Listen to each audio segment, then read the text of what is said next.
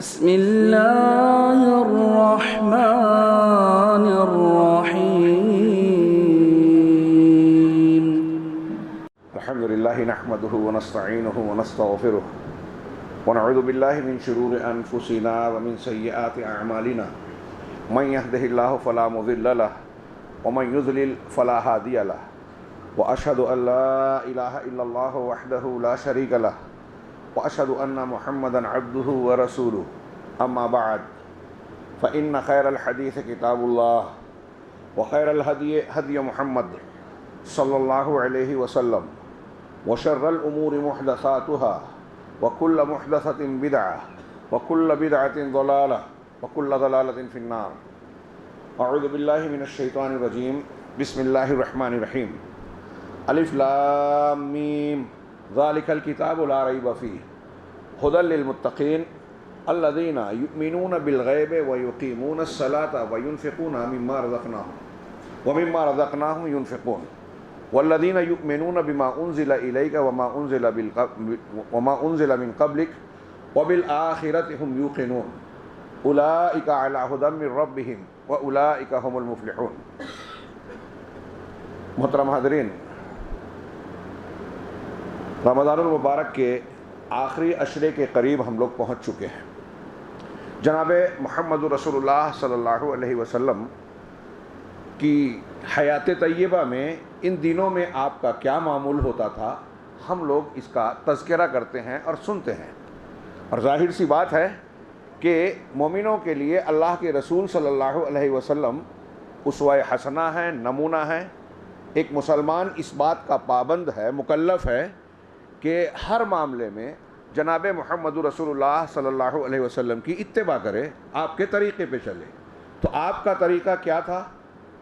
عام طور سے بالکل واضح صحابہ کرام کے بیانات ہیں کہ آپ پہلے ہی سے رمضان المبارک کے لیے اہتمام کرتے، تیاری کرتے، لوگوں کو اس کے لیے تیار کرتے، ہموار کرتے.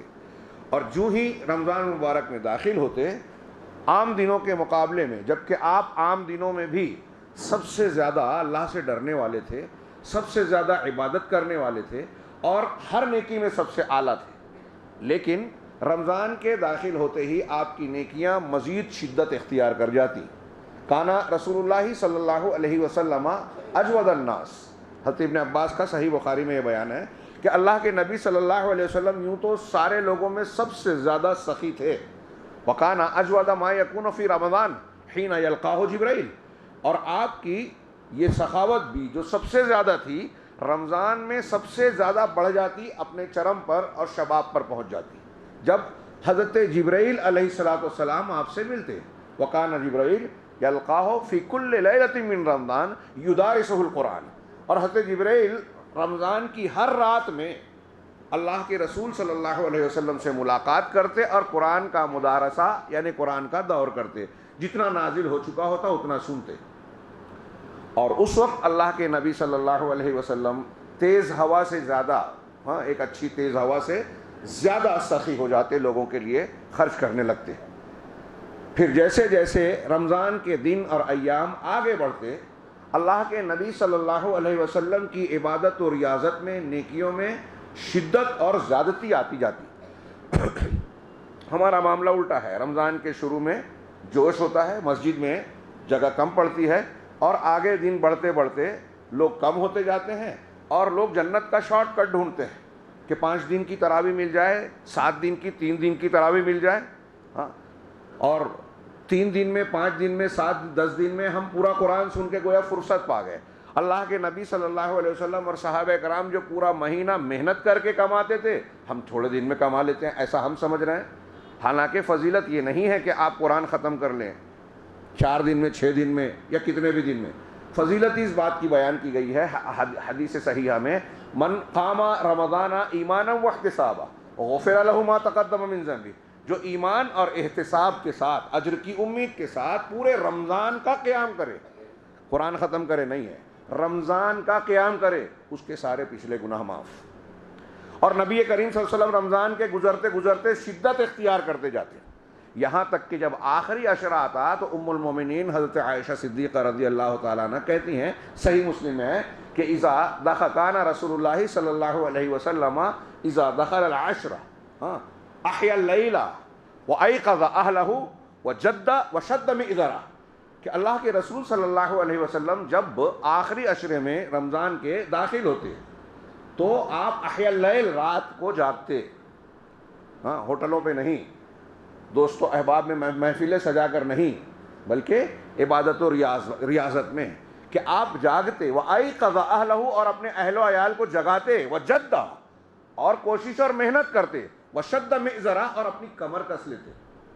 آپ ہی کا دوسرا بیان صحیح مسلم میں ہی ہے، حضرت عائشہ صدیقہ رضی اللہ تعالیٰ کہتی ہیں کہ کان رسول اللہ صلی اللہ علیہ وسلم یجتہد فی العشر الاواخر من رمضان ما لا یجتہد فی غیرہ، کہ اللہ کے رسول صلی اللہ علیہ وسلم رمضان کے آخری عشروں میں جو محنت اور مشقت کرتے تھے، اجتہاد اور محنت کرتے تھے عبادت و ریاضت میں، کسی اور میں نہیں کرتے تھے، بلکہ بالکل صاف ہے کہ آپ کی ایک سنت رہی ہے، مسلسل سنت موقدہ، کہ آخری عشرے میں رمضان کے آپ معتکف ہو جاتے تھے۔ اعتکاف کہتے ہیں اللہ کے گھر یعنی مسجد میں اللہ کے تقرب کے لیے عبادت کی نیت سے ٹھہر جانا، اور جو بہت سارے مشاغل جو عام حالات میں جائز ہیں وہ بھی ایک طریقے سے یہاں ممنوع ہو جاتے ہیں۔ روزے کی رات میں بیوی سے ملنا جائز ہے، رمضان میں جب اعتکاف آدمی نے کر لیا تو وہ بھی ممنوع ہو گیا۔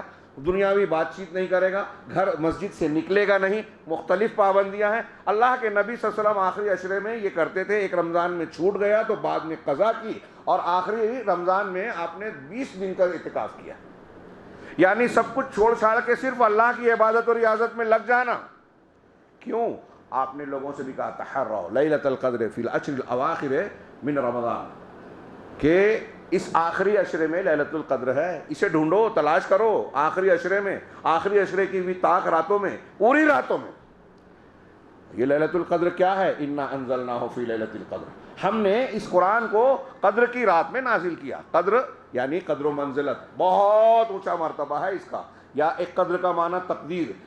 اس رات میں سالانہ تقدیر بندوں کی طے ہوتی ہے کہ آئندہ سال اس دن سے لے کے اگلی لیلۃ القدر تک دنیا میں کون کیا کرے گا، کس کے گھر میں حادثہ ہوگا، کوئی کس کی میت ہوگی، کس کا اچھا معاملہ ہوگا، کون ناکام ہوگا، یہ سالانہ تقدیر 15 شعبان کو نہیں، لیلۃ القدر کو طے ہوتی ہے۔ فیہا یفرق کل امر حکیم، سورہ دخان میں جو کہا گیا کہ ہم نے لیلہ مبارکہ میں اس قرآن کو نازل کیا، اس رات میں ہر حکمت والا یا پختہ کام طے ہوتا ہے، سالانہ تقدیر متعین ہوتی ہے۔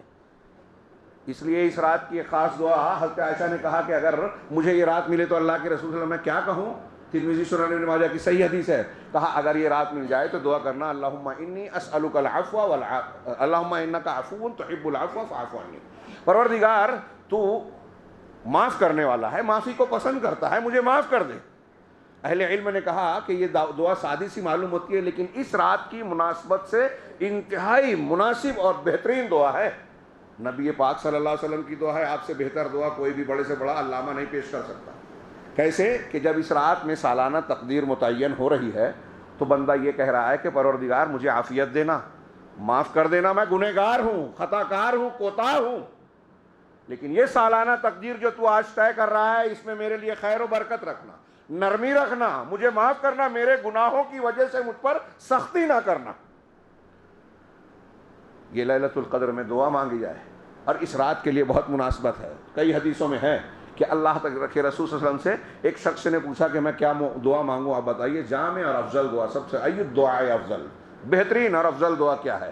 تو آپ نے کہا دعا افضل یہ ہے کہ تم ان تسأل اللہ العفو والعافیت فی الدنیا والآخرہ، کہ دنیا اور آخرت میں آپ عفو اور عافیت مانگیں، معافی اور عافیت، تحفظ مانگیں، دنیا میں بھی اور آخرت میں بھی۔ سب سے بہتر، دوسرے دن وہی آدمی پھر آیا، کہا افضل دعا بتائیے، آپ نے پھر یہی کہا، اور آگے کہا کہ عفو اور عافیت دنیا اور آخرت میں مانگو اللہ سے، اور جس کو یہ مل گئی وہ فلاح پا گیا۔ ایسے ہی حضرت عباس اپنے چچا سے بھی آپ نے کہا کہ اگر آپ عافیت مانگو، اگر یہ مانگ لیا سب مل گیا۔ اس رات میں یہی مانگا جائے جس کے بارے میں اللہ تعالیٰ نے فرمایا لیلۃ القدر خیر من الف شہر، یہ رات جو ہے 1000 مہینوں سے بہتر ہے۔ امت محمدیہ کو ایک خاص انعام دیا گیا ہے، ہماری عمر 60 سال اوسط ہے، پچھلی امتوں کی عمریں لمبی ہوا کرتی تھیں. اللہ رب العالمین نے اسے 60 سال کی عمر اس امت کو دے کر ایسے ایام، ایسے خاص فضائل والے لمحات اور اوقات دے دیے ہیں کہ اگر ان کا صحیح استعمال بندوں نے کر لیا تو سینکڑوں بلکہ ہزاروں سال کا اجر و ثواب کما سکتا ہے. یہ رمضان کے آخری عشرے کی مناسبت سے میں نے کچھ باتیں بیان کرنا بہت ضروری سمجھا، اور یہ ضروری ہے کہ ہم اپنے آپ کو تیار کریں کہ رمضان کے آخری عشرے میں داخل ہوتے ہوتے ہم اللہ رب العالمین سے جڑ جائیں گے، خوب عبادت کریں گے، جو نیکی کر سکتے ہیں جہاں ہیں خوب کریں، ایک لمحے کو بھی ضائع نہ کریں، دعائیں کریں. نمازوں کا اہتمام تو ہونا ہی ہے، ساتھ ہی ساتھ قرآن کی تلاوت، توبہ و استغفار کا اہتمام. انشاءاللہ آئندہ اور آخری جمعہ کو اسی موضوع پر گفتگو کروں گا. اور اس ضمن میں ایک نیکی، مسلمانوں کی ایک پہچان اللہ اور رسول اللہ صلی اللہ علیہ وسلم نے جس پر بہت زیادہ زور دیا ہے، اور وہ ایک مومن کی علامت اور پہچان ہے، وہ ہے اللہ کے راستے میں خرچ کرنا، انفاق کرنا. ابھی میں نے ذکر کیا کہ نبی کریم صلی اللہ علیہ وسلم عام حالات میں سب سے سخی تھے. حضرت انس کی روایت پچھلے ہفتے بیان ہوئی تھی اشارتاً، صحیح مسلم میں ہے کہ ایک شخص اللہ کے رسول صلی اللہ علیہ وسلم کے پاس آیا اور اللہ کے رسول صلی اللہ علیہ وسلم پر اسلام کے طور پر جو بھی مانگا جاتا کبھی آپ خالی ہاتھ نہیں لوٹاتے. ایک شخص آیا، اسلام قبول کیا، اللہ کے رسول صلی اللہ علیہ وسلم نے جو پہاڑیوں کے درمیان بھر کر بکریاں دے دی، یعنی بہت ساری بکریاں. وہ اپنی قوم کے پاس آیا اور کہا کہ لوگوں اسلموا، اسلام لے آؤ، فإن محمدا یؤتی لا یخشی الفاقہ یا لا یخشی الفقر، کہ اے لوگوں، قبیلے کے لوگوں، محمد پر اسلام لے آؤ، محمد صلی اللہ علیہ وسلم ایسے سخی ہیں، اتنا دیتے ہیں کہ ان کو فقر کا ختم ہو جانے کا ڈر ہی نہیں ہوتا. صحیح مسلم. آپ خود اتنے سخی تھے، سب سے زیادہ سخی، سب سے زیادہ بہادر، سب سے زیادہ حیا والے، ہر نیکی میں سب سے اعلیٰ. اور کیوں نہ ہو، اللہ کا حکم تھا. قرآن کا نزول رمضان المبارک اور پھر قرآن ایک مناسبت ہے. اس کا تھوڑا سا میں تذکرہ کروں. میں نے سورہ بقرہ کی، قرآن کی بالکل ابتدائی آیتیں پڑھی خطبہ مسنونہ کے بعد. الف لام میم ذالک الکتاب، حروف مقطعات، اللہ اس کا معنی بہتر جانتا ہے. یہ کتاب، وہ سے کہا یہ کتاب اس کی عظمت شان بتانے کے لیے. یہ کتاب، یہ ہے کتاب. ایک مفہوم یہ بھی کیا علماء نے کہ کتاب اصلی تو یہی ہے جو اللہ کی کتاب ہے، باقی سب ایسا ہی ہے. حقیقت میں جس کو کتاب کہنا چاہیے وہ الکتاب ہے، قرآن مجید ہے. لا ریب فیہ، اس میں کوئی شک نہیں ہے، کسی بھی قسم کی کوئی شک کی گنجائش، یعنی اس میں کوئی کھوٹ ہو، کوئی باطل ہو، اللہ کی طرف سے ہونے میں کوئی شک نہیں ہے. اس میں حق ہی حق ہے، اس میں کوئی شک نہیں ہے. یہ ہدایت ہے، یہ باطل اور حق کو الگ کر دینے والی ہے، بندوں کے لیے مفید ہی مفید ہے، اس میں کوئی شک نہیں. شک نہیں ہے اس کا مطلب یقین ہے کہ اللہ کی کتاب ہے، یقین ہے کہ یہ ہدایت ہے، یقین ہے کہ یہ بندوں کے لیے مفید ہے، اور یہی الکتاب ہے. کیا ہے کتاب؟ کس کے لیے؟ ھدی للمتقین، سب کے لیے ہدایت ہے. دوسری جگہوں پہ کہا ھدی للناس، یہاں کہا متقیوں کے لیے ہدایت ہے. متقیوں کے لیے ہدایت ہے، یعنی اس سے فائدہ اٹھانے میں. ہدایت کیا ہے؟ جب آدمی ہدایت پا جاتا ہے تو باطل سے بچ گیا، حق پر آ گیا، صحیح اور غلط میں تمیز کرنے کی اس کے اندر صلاحیت ہو گئی، اور دنیا اور آخرت میں جو بھی اس کے لیے مفید چیز ہے وہی قبول کرے گا. اور یہ صرف قرآن میں ہے. قرآن سے آدمی ہٹ گیا، ہدایت سے ہٹ گیا. ہدایت سے ہٹ گیا تقویٰ نہیں ہے. ھدی للمتقین، یہ متقیوں کے لیے ہدایت ہے. اب یہ متقی کون ہے؟ ہم کو رمضان میں متقی بننے کے لیے جو ہے روزہ فرض کیا گیا، لعلکم تتقون. قربانی روزے کے لیے، نماز متقی بناتی ہے، قربانیاں تقوی کے لیے.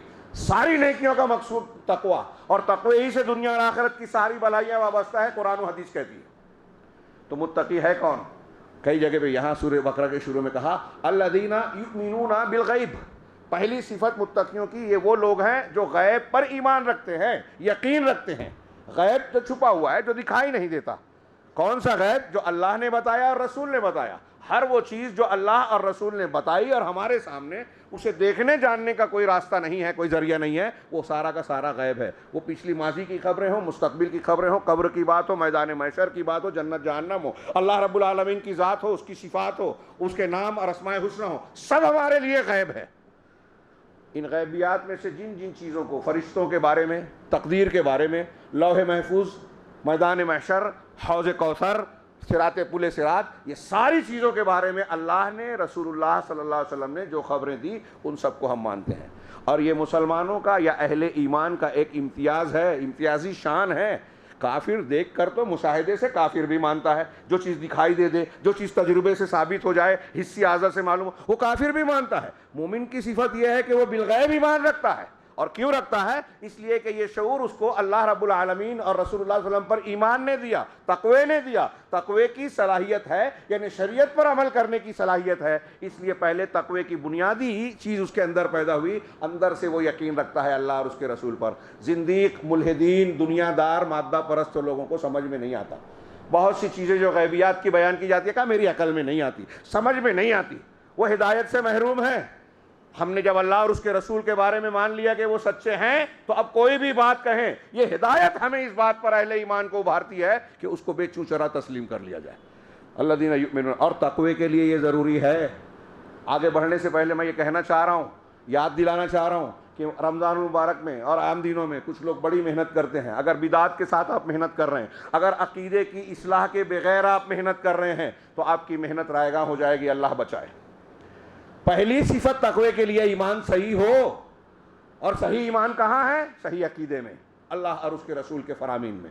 وقت کم ہے، آگے بڑھتا ہوں۔ الذین یؤمنون بالغیب ویقیمون الصلاۃ، ہاں، ایمان بالغیب، اندر سے وہ اللہ اور رسول کی ساری باتوں پر یقین رکھتے ہیں متقی حضرات، متقی لوگ، اور باہر ان کے اندر ایک چیز سب سے بڑی علامت پہچان ہے کہ نماز کو قائم کرتے ہیں، نماز پڑھتے ہیں، نماز ادا کرتے ہیں۔ یہ نہیں کہا کیا ہے یعملون الصلاۃ اور یؤتون الصلاۃ، نہیں کہا، یقیمون، اقامت کہا ہے۔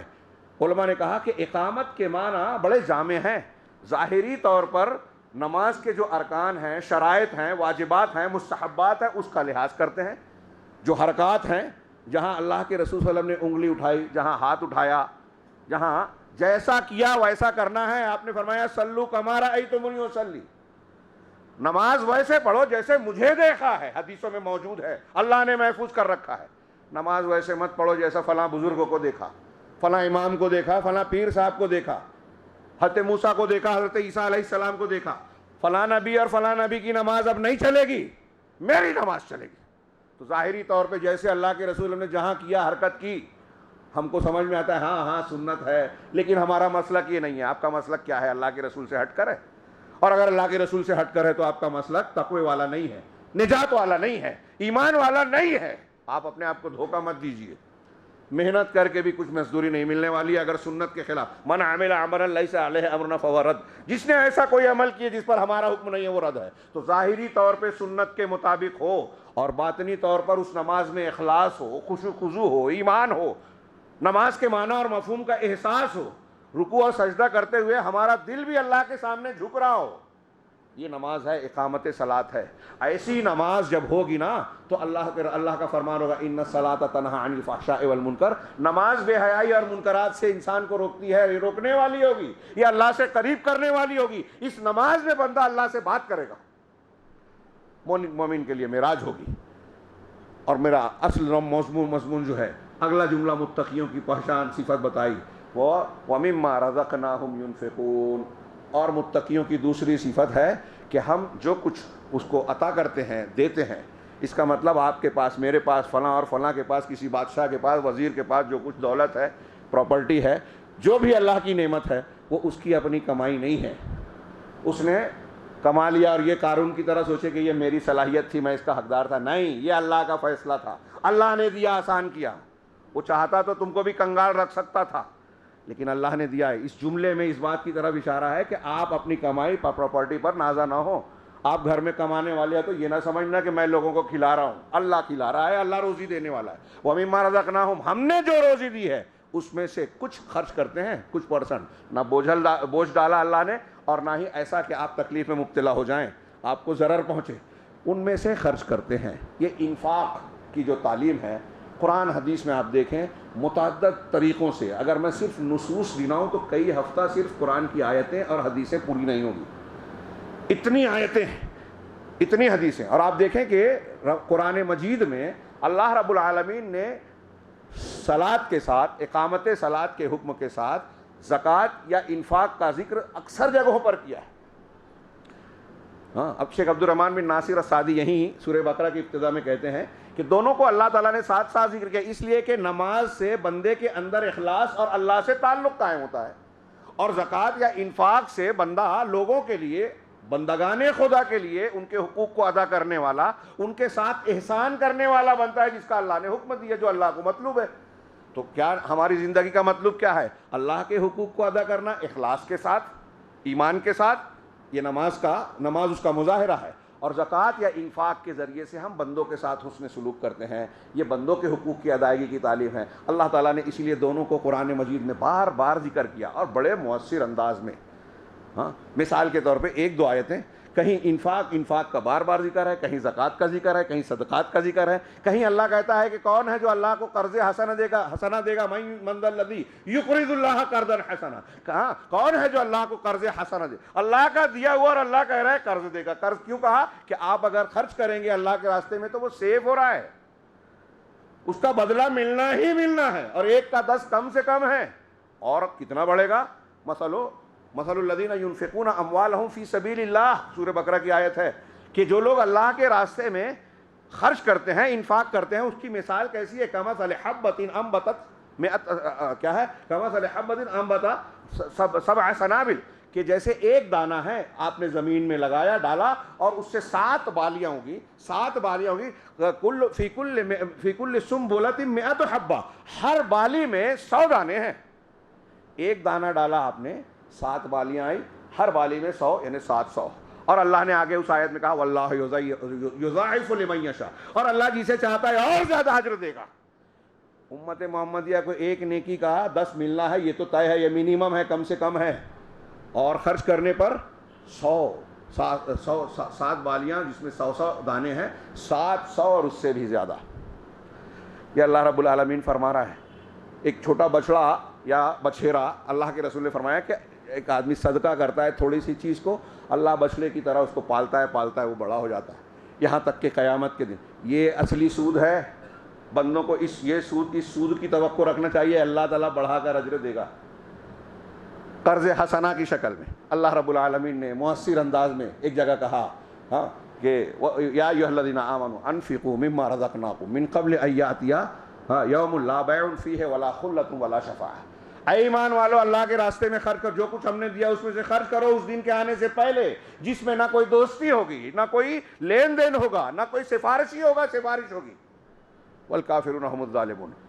ایک جگہ کہا جو ہم پڑھتے ہیں سورہ منافقون میں، یا ایھا الذین آمنوا لا تلہکم اموالکم ولا اولادکم عن ذکر اللہ، ایمان والو تم کو تمہاری اولاد اور مال اللہ کے ذکر سے غافل نہ کرے۔ یہی چیزیں غافل کرتی ہیں زیادہ تر، مال کے چکر میں پڑے ہیں، گھر بار کے چکر میں پڑھ کر اللہ کے دین کو فراموش کر دیا، حلال حرام کو اٹھا کر پھینک دیے، اپنے بچوں کا مستقبل دنیا کا دیکھ رہے ہیں، ہمیشہ کا نہیں دیکھ رہے ہیں، بہت کوتاہ نظر ہیں۔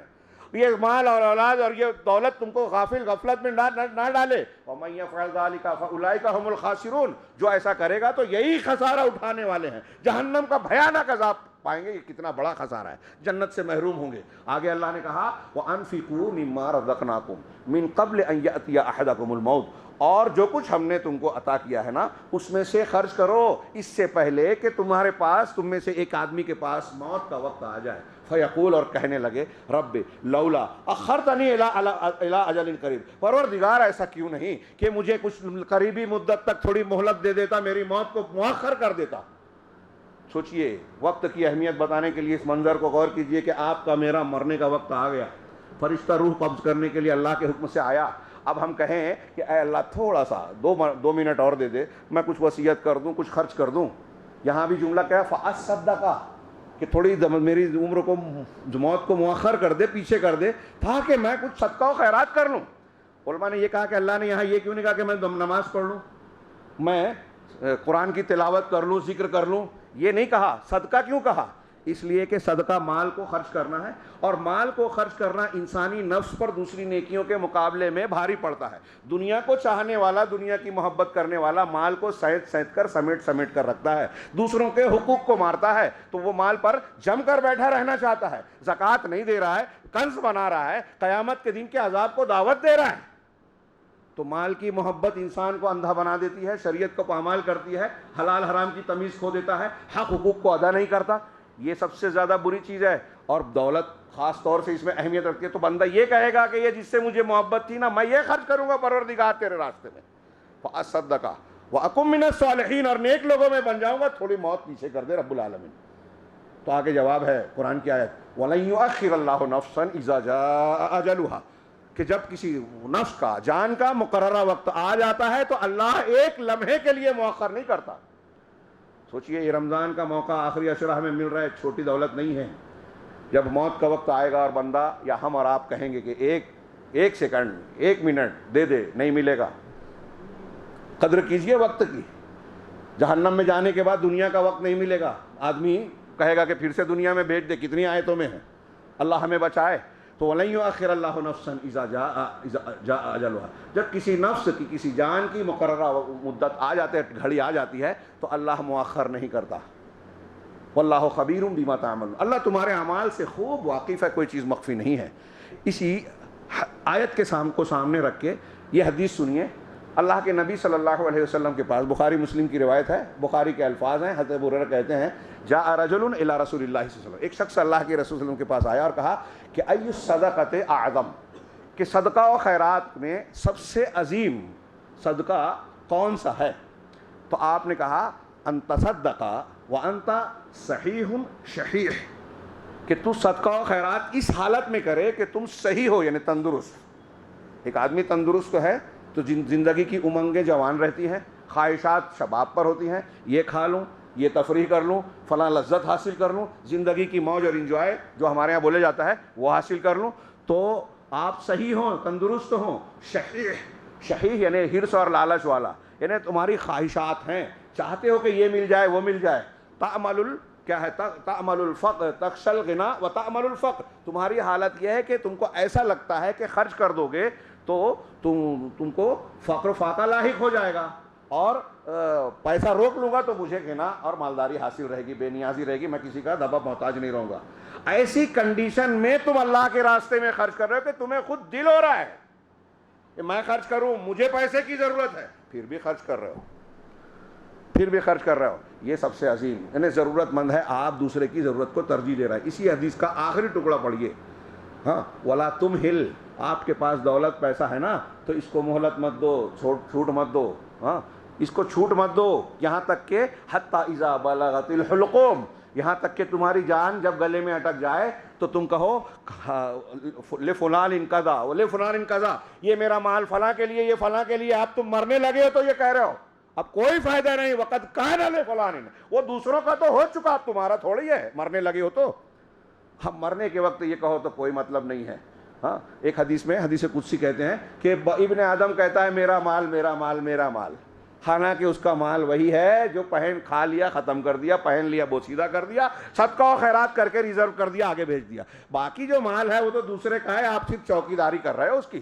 آپ مر جائیں گے، آپ کے ورثہ پائیں گے، لڑیں گے اور تقسیم کر لیں گے، آپ کو اس سے فائدہ ہونے والا نہیں ہے، وہ آپ کا مال نہیں ہے جو آپ بنا کے بیٹھے ہیں، کاغذات بنا کے بیٹھے ہیں، ہاں، دور دور جا کے کما کے جو اس کو پس انداز کیا ہے، وہ آپ کے کام آنے والا نہیں۔ آپ جو خرچ کریں گے، صدقہ کریں گے، بس وہی کام آنے والا ہے، یہ کام آئے گا۔ اللہ کے رسول صلی اللہ علیہ وسلم نے فرمایا ہر روز 2 فرشتے آسمان سے اترتے ہیں، ایک کہتا ہے کہ اے اللہ جو خرچ کرتا ہے اس کو بدل دے، اور دوسرا کہتا ہے کہ اللہ جو پیسہ روکتا ہے، بخیلی کرتا ہے، اس کے مال کو تباہ، وآت ممسکا تلفا، اس کو تلف کر دے۔ اللہ کی طرف سے ہر روز کہا جاتا ہے یا ابن آدم انفق ينفق علیک، اے ابن آدم تم خرچ کرو، تم پر خرچ کیا جائے گا۔ ان تعلیمات کو سامنے رکھیے، روشنی میں رکھی رہیے، اور قرآن کی بہت سی آیتیں اور بہت سے نصوص حدیث بھی موجود ہیں، وقت نہیں ہے، میں اشارہ کرنا چاہتا ہوں کہ جب خرچ کا موقع ہوتا تو پھر ان آیات و احادیث کی روشنی میں ہمارے عہد اول کے مومنین کاملین جن کو ہمارے لیے نمونہ بنایا گیا، ان کا کیا رد عمل ہوتا۔ نبی کریم صلی اللہ علیہ وسلم کا تذکرت ہو چکا کہ آپ سب سے زیادہ سخی تھے، سخاوت میں سب سے اعلیٰ۔ صحابہ کا حال کیا تھا؟ میں یہ کہتا ہوں کہ صحابہ کرام کو حقیقت میں ہم پڑھتے ہیں تو واقعی سمجھ میں آتا ہے کہ ایمان والا طبقہ تو وہی تھا، اور ہم اپنے ایمان والا ہونے کا دعویٰ کرتے ہیں، لیکن ایسا لگتا نہیں ہے کہ کہیں ان کا اور ہمارا کوئی بھی مقابلہ ہے، اور ان کی عزت و بلندی اور ہماری ذلت و خواری، آج ہم رو رہے ہیں، ہاں، دشمنوں کی سازشوں کا ذکر کرتے ہیں، آپس میں بحث کرتے ہیں کہ ہمارے پاس سیاسی قوت نہیں ہے، فلاں نہیں ہے، ڈھما نہیں ہے، اور اگر صحیح حل قرآن و حدیث کا پیش کیا جائے تو لوگوں کو بے اعتباری ہوتی ہے، حالانکہ حل یہی ہے۔ ہاں، آپ دوسروں کا خیال کیجئے. اللہ کا وعدہ ہے کہ بندوں کا خیال کیجئے, اللہ آپ کا خیال کرے گا. صحابہ کرام میں یہ مزاج تھا کہ نیکی کا جب موسم آیا ہاں تو خوب کما لو, خرچ کر لو, دوسرے موقعوں کا انتظار نہ کرو. جیسے میں نے پچھلے ہفتے میں ذکر کیا تھا, غزوہ تبوک کے وقت اللہ تعالیٰ نے, اللہ کے رسول نے لوگوں کو ترغیب دی. کیسے کیسے حضرت بکر صدیق نے پورا گھر سمیٹ کے دے دیا, عمر فاروق نے آدھا دے دیا, عثمان غنی نے ایک کے بعد ایک کم سے کم 900 اونٹ, 100 گھوڑے, ساز و سامان, دینار درہم. پھر دوسرے صحابہ نے, کسی نے جو ہے سونا چاندی کھجور بڑی تعداد میں, بڑی مقدار میں جو ہے اللہ کے راستے میں دیا. جس کے پاس کچھ نہیں تھا مزدوری کر کے 1 سال 2 سال آ کے اللہ کے رسول کو دے دیا کہ بس میرے پاس یہی پونجی ہے. آپ نے اس کو پورے ڈھیر پر پھیلا دیا. پیسہ کم ہے لیکن اس کی کل پونجی تھی. اس طرح آپ جب سلف کے واقعات دیکھیں, خیر ابھی آیت پڑھی تھی میں نے, اللہ تعالیٰ نے کہا ایک جگہ انفاق کا حکم دیتے, لن تنالوا البر حتی تنفقوا مما تحبون, تم نیکی کو نہیں پہنچ سکتے, نیکی کے اعلیٰ مقام کو, جب تک کہ اپنی محبوب چیز کو اللہ کے راستے میں خرچ نہ کرو. ہمارا مزاج ہندوستانی کیا ہے, مری مرغی اللہ کے نام, محاورہ بولا جاتا ہے. جو کپڑا پھٹ گیا ہم کو نہیں پہننا ہے وہ غریب کو دیں گے, جو کھانا بو مارنے لگا کھانے کے لائق نہیں ہے وہ بھوکے کو دے دیں گے. صحابہ کرام کا مزاج یہ نہیں تھا. اس سے اجر ملنا ہے, یتیم ہے گھر میں تو اپنے بیٹے سے زیادہ اس کے ساتھ شفقت رحمت کا سلوک ہے کہ اللہ تعالیٰ نے احسان کا حکم دیا ہے, اس کے سر پر ہاتھ شفقت سے پھیریں گے تو اجر و ثواب ہے. اپنے اصلی بیٹے سے زیادہ اس کا خیال رکھتے. غربا میں آج بھی عربوں میں مزاج ہے, جو اچھی کھجور ہے بازار میں نہیں ملتی, میرے باغ میں پیدا ہوتی ہے, وہ روزے دار کو افطار کے لیے دیں گے. ہندوستانی لوگ اس کو چھپا کے رکھیں گے, دوسری خرچ کریں گے. جب یہ آیت نازل ہوئی لن تنالوا البر حتی, اپنی محبوب چیز جب تک خرچ نہیں کرو گے اللہ تم بر کو نہیں پہنچ سکتے. حضرت انس کہتے ہیں, بخاری کی روایت ہے کہ طلحہ, ابو طلحہ ان کے والد تھے, حضرت ام سلیم کے شوہر, کہا ابو طلحہ نے جب یہ آیت سنی اللہ کے رسول کے پاس, آپ کا ایک باغ تھا بیروحا, مدینہ کا سب سے بڑا باغ, سینکڑوں اس میں کھجور کے درخت تھے. خود رسول اللہ وہ مستقبل المسجد, مسجد کے سامنے تھا. اللہ کے رسول صلی اللہ علیہ وسلم کبھی کبھی وہاں جا کے تشریف رکھتے, وہاں ٹھنڈا پانی پیتے, کھجور کھاتے. حضرت ابو طلحہ آئے, کہا اللہ کے رسول, اللہ تعالیٰ یہ کہتا ہے لن تنالوا البر حتی تنفقوا مما تحبون, تو سنیے میرا بیرہا باغ جو ہے میں نے اللہ کے راستے میں دے دیا, آپ جہاں چاہیں خرچ کریں, اللہ جو آپ کو بتا رہا ہے. کہا بخ رکو ذال کا مال رابح, یہ بڑا نفع بخش مال ہے, بڑا نفع بخش مال. کہا اللہ کے رسول, اللہ نے کہا ہے محبوب, وہ مجھے محبوب ہے, میں اللہ کے راستے میں دیتا ہوں. کہا ٹھیک ہے, تم اسے اپنے رشتہ داروں اور اقربا میں تقسیم کر دو, بہت نفع والا ہے. تو حضرت ابو طلحہ نے کہا ٹھیک ہے, اپنے مال اپنے رشتہ داروں میں تقسیم کر دیا. دیکھ رہے ہیں آپ, ہاں اللہ کے, یہی حضرت ابو طلحہ کا واقعہ بخاری مسلم کا. رسول اللہ صلی اللہ علیہ وسلم کے پاس ایک مہمان آیا, اپنی بیویوں کے گھر پوچھا کہ کسی کے گھر کھانے کے لیے کچھ ہے, سب نے کہا کچھ بھی نہیں ہے. رسول اللہ صلی اللہ علیہ وسلم کی کئی بیویاں ہیں, ایک کے گھر میں کھانا نہیں ہے, لیکن یہ سننے میں نہیں آیا کہ ان لوگوں نے شکایت کی کہ کھانا کچھ ہے ہی نہیں, راشن کا اسٹاک نہیں ہے, آپ کیا کر رہے ہیں, شکایت نہیں کی. اسی طریقے سے اتنا غریب آج کوئی نہیں ہوگا جس کے کھانے کے لیے گھر میں کچھ نہ ہو. اللہ کے رسول نے صحابہ سے پوچھا کون ہے جو آج اللہ کے رسول کے مہمان کی ضیافت کرے. ابو طلحہ نے کہا میں. گھر لے گئے, ام سلیم سے اندر جا کے پوچھا کہ کھانا کچھ ہے, مہمان رسول آئے ہیں. کہا بس اتنا سا ہے کہ بچہ کھا لے اور سو جائے.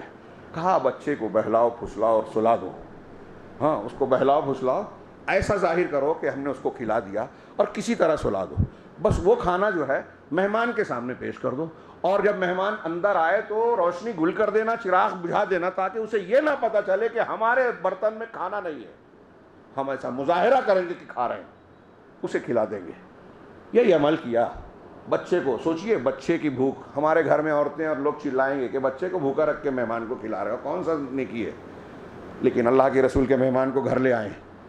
خرچ کرنے کا یہ مقام, یہ ضرورت تھی جو میں نے حدیث پیش کی, قرآن کی آیت بتائی کہ آپ کو ضرورت ہے, خرچ کر رہے ہیں, جنت چاہیے, اللہ سے اجر چاہیے. تو اللہ انہوں نے کیا.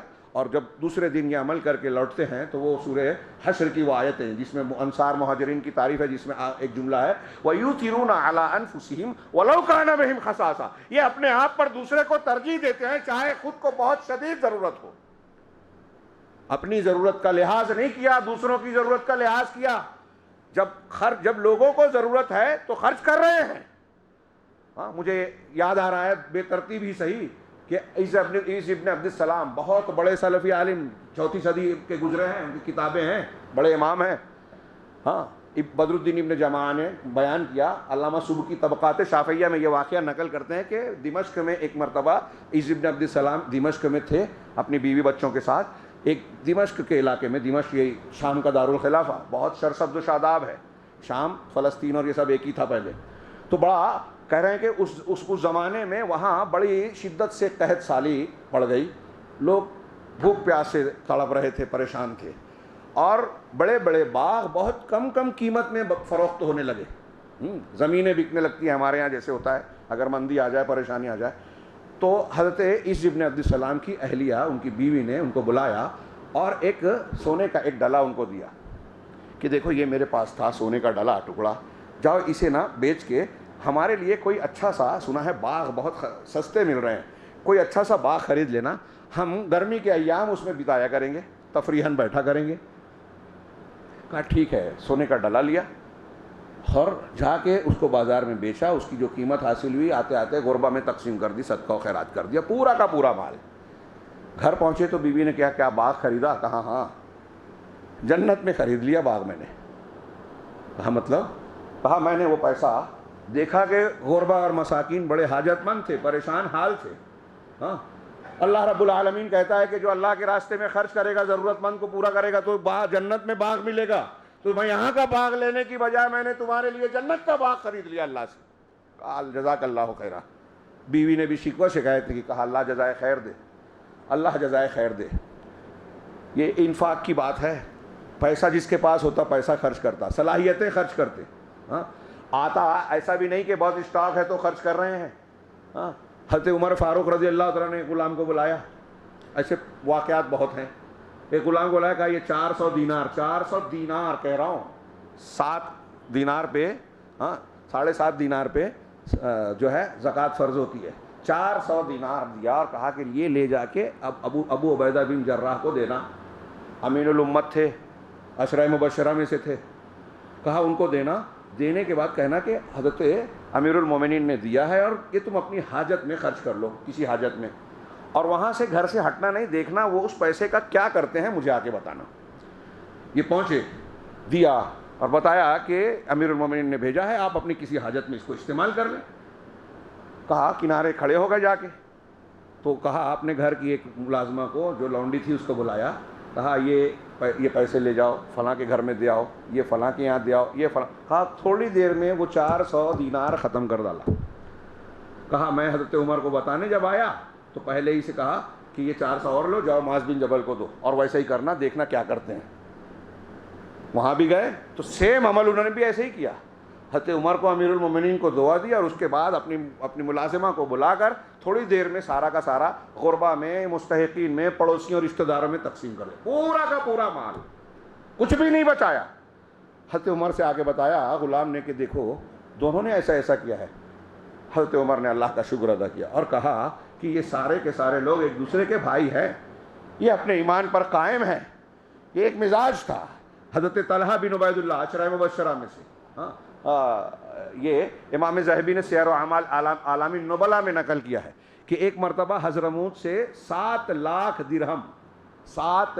درہم شام کے وقت ان کے پاس آیا، گھر میں رکھا ہے. رات میں بے چین ہے، بستر پر کروٹیں بدل رہے ہیں. بیوی نے کہا کہ کیا بات ہے، میں رات سے دیکھ رہی ہوں کہ آپ بے چین ہیں، آپ کو کچھ پریشانی لاحق ہے. کہا اللہ رب العالمین اس بندے کے بارے میں کیا سوچے گا، جس کے کیا معاملہ کرے گا، جس کے گھر میں اتنے سارے مال رکھے ہوئے ہیں. تو کہا اس سے تم کو پریشان ہونے کی کیا ضرورت ہے، رات ہے، آرام سے سو جاؤ، صبح جب ہوگی تو انصار مہاجرین میں تمہارے جو اقربا ہیں، دوست و احباب ہیں، ان میں خرچ کر دینا، ان کو دے دینا. کہا ہاں واقعی تم نے صحیح مشورہ دیا ہے، تم توفیق والی ہو، توفیق والے کی بیٹی ہو. ابوبکر صدیق کی بیٹی تھی ام کلثوم. صبح ہوئی، ایک برتن منگایا، اس میں کچھ رکھا، کہا یہ فلاں کے یہاں دے آؤ، یہ فلاں مہاجر کے یہاں دے آؤ، یہ فلاں کے. کافی دیر تو حضرت ان کی بیوی نے اندر سے کہا کہ ہمارے لیے کچھ ہے اس میں. کہا پہلے کہنا تھا نا.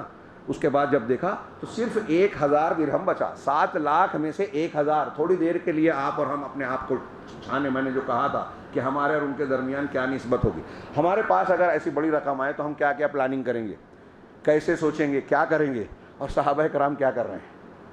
7 लाख शाम में आया, दूसरे दिन सुबह में सब बांट दिया, 1000 बचा, वो भी बीवी के टोकने पर। ठीक ऐसा ही मामला अमीर मुआविया रजी अल्लाह तआला अन्हु ने 1 लाख दिरहम हज़रत आयशा के पास भेजा, उम्मुल मोमिनीन के पास। उम्मुल मोमिनीन, आम दिन थे, रमज़ान नहीं था, लेकिन वो रोज़े से थी। जैसे ही वो पहुंचा और कहा कि खलीफा यानी अमीरुल मुस्लिमीन ने ये भेजा है आपके लिए 1 लाख दिरहम, तो अपनी लौंडी से कहा ये फलां को दे आओ, ये फलां को दे आओ, फलां को दे आओ, सारा माल पर बांट दिया, सारा। लौंडी ने बाद में कहा कि उम्मुल मोमिनीन आप रोजे से हैं, कम से कम 1-2 दिरहम रोक लेती, 1-2 दिरहम रोक लेती तो उसके जरिए गोश्त खरीद लेती, आप उससे इफ्तार कर लेती। कहा पहले याद दिलाना था ना। सुना आपने क्या कह रहे हैं?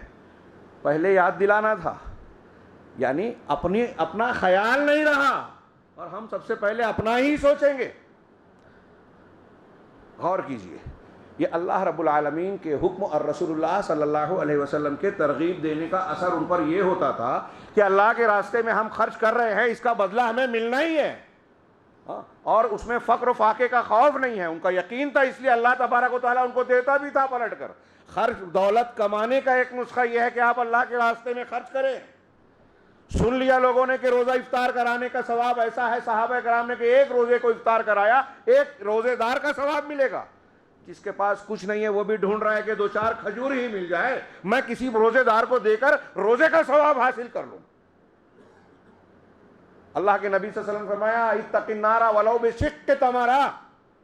लंबी हदीस का एक टुकड़ा भी है और एक रिवायत के ये अल्फाज भी है कि अपने आप को इत्तक़िन नार, जहन्नम से बचाओ, आग से बचाओ, वलौ बिशिक्क़ि तमरा, चाहे एक खजूर के एक टुकड़े ही के जरिए से। मैंने पिछले हफ्ते हदीस बयान की थी, आयशा ने 3 खजूर एक औरत को, उसकी 2 बच्चियों को दी। बच्चियों को देने के बाद उसने अपना खाने की जब कोशिश की तो बच्चियों ने वो भी मांग लिया, दे दिया, और खुद भूखी रह गई। अल्लाह के रसूल सल्लल्लाहु अलैहि वसल्लम को पता चला तो आपने कहा कि इस एक अमल की वजह से अल्लाह ने उसको जहन्नम से आज़ाद कर दिया या जन्नत में दाखिल कर दिया। एक खजूर जो उसको हज़रत आयशा ने दी थी, खुद के कमाई हुई नहीं थी, उसकी कुर्बानी दे दी। ये एक खजूर के बदले अल्लाह के रसूल सल्लल्लाहु अलैहि वसल्लम की ज़बान सादिक़ व मसदूक़ कह रही है कि वो जहन्नम से आज़ाद हो गई। अगर आपने मौके पर खर्च किया, जिसमें से एक ये है कि आपको ज़रूरत है और आपके सामने कोई आपसे बड़ा ज़रूरतमंद आ गया, रमज़ान का महीना है और रमज़ान में आप फ़ुकरा, मसाकीन, गुरबा का ख्याल रखें, वक्त बिल्कुल इजाज़त नहीं दे रहा है, वरना इन्फाक के ताल्लुक़ से आप कुरान और हदीस में बहुत लंबी चौड़ी तफसीलात पाएंगे, अहकामात पाएंगे। माल के बड़े हुकूक हैं, कमाना है तो ये देखना है कि हलाल हो, घर में रखना है तो ये देखना है कि उसका हक़ अदा हो। वल्लज़ीना यकनिज़ून अज़्ज़हबा वल-फ़िज़्ज़ा सुम्मा ला युनफ़िक़ूनहा फ़ी सबीलिल्लाह, जो लोग सोने और चांदी को कंज़ और ख़ज़ाना बनाते हैं और अल्लाह के रास्ते में खर्च नहीं करते, उनके लिए अज़ाब अलीम है। और क़यामत के दिन इन चीज़ों को, उनके सोने चांदी ज़ेवरात को जो बना के दबा के रखा है, इसको तपाया जाएगा जहन्नम की आग में, और उसके उनकी पेशानी को, पीठ को, पहलुओं को दागा जाएगा और कहा जाएगा हाज़ा मा कनज़्तुम, हाँ ये जो तुमने ख़ज़ाना बना रखा था उसका एवज़ है, फ़ज़ूक़ू मा कुन्तुम तकनिज़ून, जो ख़ज़ाना बनाते थे उसका मज़ा चखो।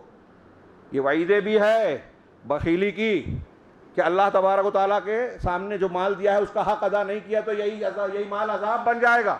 और अगर आप खर्च करते हैं तो कुरान कहता है कि ला तुब्तिलुस सदक़ात बिलमन्नि वल अज़ा, अपने सदक़ात और खैरात को एहसान जता कर और तकलीफ देकर ज़ाया ना करो कि आपने जिसको दिया है तो अब उसके सामने एहसान जताओ, आपने जिसको दिया है उससे काम लो। ये देखता है ज़कात देने वाला कि मैं इसको ज़कात दूंगा तो मेरे काम आएगा, ये काम नहीं आता है तो इससे नहीं, अगर नाराज़ है तो नहीं। ये एक आखिरी बात वाक़या सुना के बात को समेटता हूँ। अल्लाह ताला ने कुरान मजीद में एक जिक्र किया सूरह नूर में, हज़रत आयशा सिद्दीक़ा रज़ियल्लाहु ताला अन्हा पर तोहमत लगी। वाक़या इफ़्क पूरा लंबा है, कुरान की आयतें पढ़िए। मुनाफिकीन में ये बात चली थी, कुछ सच्चे मुसलमान इसमें शरीक हो गए, जिसमें मिस्ताह बिन असासा रज़ियल्लाहु ताला अन्हु एक सहाबी हैं जो सच्चे हैं, और हज़रत अबू बकर सिद्दीक़ रज़ियल्लाहु ताला अन्हु के खालाजाद भाई थे। हज़रत बकर सिद्दीक़ मंथली उनको वजीफ़ा दिया करते थे। सहाबा कराम में गरीब रिश्तेदारों को पैसा बांध देते थे अमीर रिश्तेदार, हाँ मालूम भी नहीं पड़ता था। जब हज़रत आयशा सिद्दीक़ा रज़ियल्लाहु ताला अन्हा पर इल्ज़ाम लगा और एक लंबे पीरियड के बाद तकरीबन महीना भर 25 दिन अल्लाह ताला ने आपकी बराअत नाजिल की, कुरान की आयतें नाजिल हुई सूरह नूर में, तो ये साबित हो गया, वाज़ेह हो गया कि उम्मुल मोमिनीन बेकसूर है, ये झूठा इल्ज़ाम है। तो इंसानी बशरी तकाज़े के मुताबिक सोचिए थोड़ी देर के लिए कि आपकी बेटी है, आपकी बहन है, किसी ने उस पर इल्ज़ाम लगाया, वो भी ज़िना का इल्ज़ाम, اور مشہور بھی کر دیا, سوشل میڈیا پہ ڈال دیا, خوب فارورڈ کر رہے ہیں آج کل جیسا ہوتا ہے.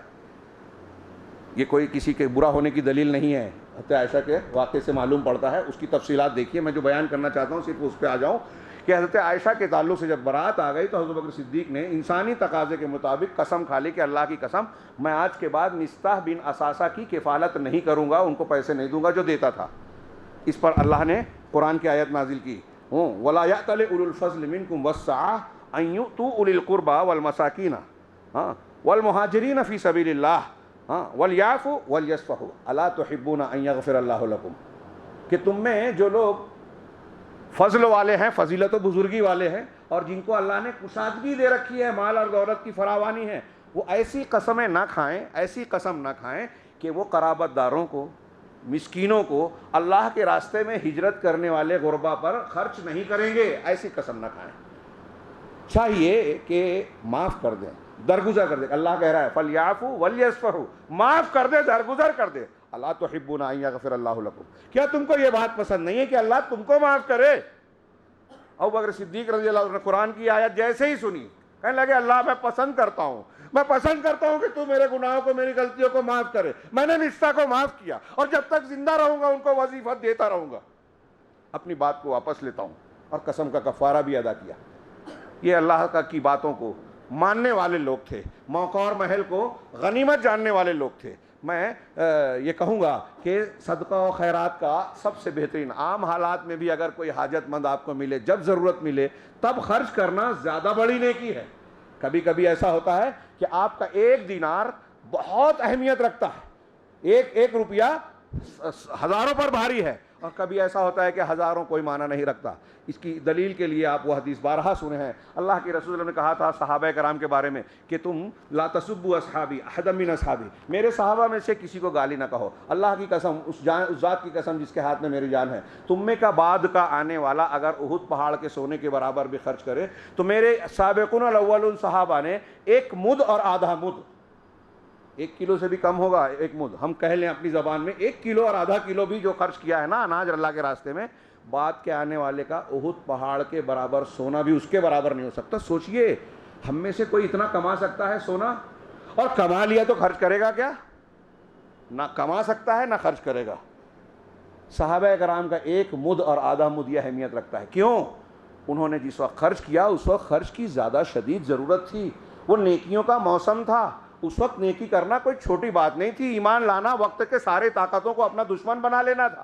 یہاں حوصلہ رکھنا چاہیے. آج کے حالات میں جب لوگ ڈرے سہمے ہیں, مسلمانوں کو ڈرا رہی ہے پوری دنیا, بم برسا رہی ہے, قانون بنا رہی ہے, گھروں کو چھین رہی ہے, ایسے میں دین پر استقامت حاصل کرنا, اللہ تعالیٰ سے توبہ کر کے اللہ والا بن جانا, یہ اہمیت کا حامل ہے. اور ایسے ماحول میں غربا مساکین کو ان کی علامتوں کے ذریعے سے پرکھنا. حدیث میں یہ ہے کہ جو ایک لقمہ 2 لقمے کے لیے ہاتھ پھیلاتا ہوا پھرتا ہے وہ مسکین نہیں ہے. مسکین وہ ہے جو مانگتا نہیں ہے, ضرورت مند ہے. تم اس کے چہرے سے, علامتوں سے پہچانو. اور آپ کو پہچاننا ہوگا فرض زکوٰۃ کے علاوہ کبھی کبھی صدقہ بھی فرض ہو جاتا ہے. اللہ کے رسول صلی اللہ علیہ وسلم کی وہ حدیث قدسی یاد کیجئے. اللہ تعالیٰ قیامت کے دن بندے سے کہے گا کہ میں بھوکا تھا, تو نے کھانا نہیں کھلایا, میں ننگا تھا, تو نے کپڑا نہیں پہنایا, میں بیمار تھا, تو نے عیادت نہیں کی. یہ الگ الگ پورا مکالمہ ہے.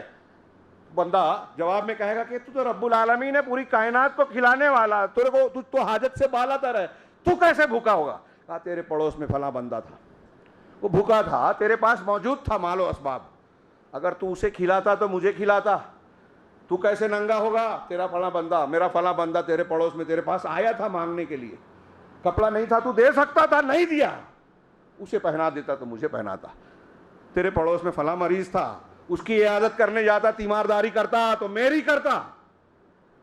سوچئے, اسلام کی اتنی شاندار تعلیم ہے, ان تعلیمات پر اگر ہم عمل کریں گے نا, اور خرچ کرنے میں جو اللہ کے آداب ہیں, یہ بھی ہے کہ آپ کا جو جتنا قریبی ہے پہلے رشتہ داروں کو اہمیت دیجئے, پھر پڑوسی, یہ جتنا قریبی ہوگا اس سے آپس میں ایک دوسرے سے محبت ہوگی, ایک دوسرے کے لیے دعائیں نکلے گی.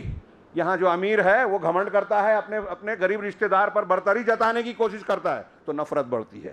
دوسروں کا خیال کرتا ہے, جہاں فوٹو چھپتا ہے وہاں خرچ کر رہا ہے, دکھاوا کرتا ہے، یہ ریاکاری اور دکھاوے سے بھی صدقہ خیرات ضائع ہو جاتا ہے، اور جہاں نام نہیں ہوتا وہاں خرچ نہیں کرتا۔ اصل خرچ کرنے کی جگہ یہی ہے، کمزوروں، غریبوں، مسکینوں، بیواؤں کو ڈھونڈیے، حاجت مند کو ڈھونڈ کے جب آپ اس کی حاجت پوری کریں گے تو اللہ کا وعدہ ہے واللہ فی عون العبد ما کان العبد فی عون اخیہ، اللہ بندے کی مدد میں اس وقت تک رہتا ہے جب تک بندہ دوسرے بندے کی مدد کرتا رہتا ہے۔ لہذا ہم چاہتے ہیں کہ ہمارے دشمنوں کے خلاف مصیبتیں تکلیفیں جو آ رہی ہیں، ہاں جو بم برس رہے ہیں، ہم صرف دعا دے رہے ہیں فلسطینیوں کو، ان کو اگر اور بھی مدد پہنچانی ہے تو ہم اللہ کے قریب ہوں، رمضان کے اس آخری عشرے کو غنیمت سمجھیں، عبادتیں کریں، اور اس میں ایک اہم عبادت یہ ہے کہ اللہ کے راستے میں خوب اپنی حیثیت سے بڑھ کر خرچ کریں، اخلاص کے ساتھ خرچ کریں، خرچ کے آداب کے ساتھ خرچ کریں۔ اللہ رب العالمین ضرور ہمیں اپنا مقرب بنائے گا، ہماری دعائیں رد نہیں ہوگی، اللہ ہماری مدد کرے گا، اور مسائل سنگین سے سنگین کیوں نہ ہو اللہ ہر چیز پر قادر ہے، وہ اسے حل کرے گا۔